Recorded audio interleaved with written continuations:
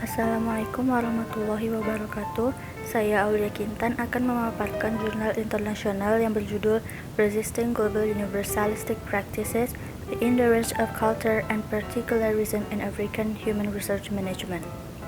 Artikel ini bertujuan untuk membahas ketegangan antara kontribusi yang berasal dari faktor lokal dan sejarah dan agen lingkungan lainnya untuk praktek manajemen sumber daya manusia di Afrika.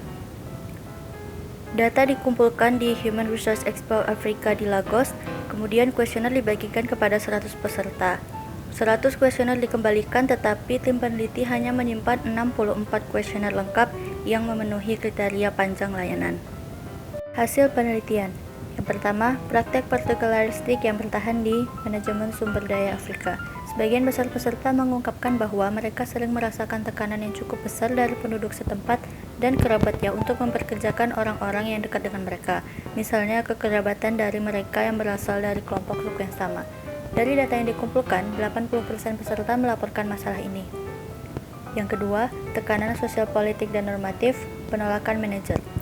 Ada gerakan yang berkembang untuk melawan tekanan politik dan sosial eksternal untuk mempertahankan autonomi organisasi.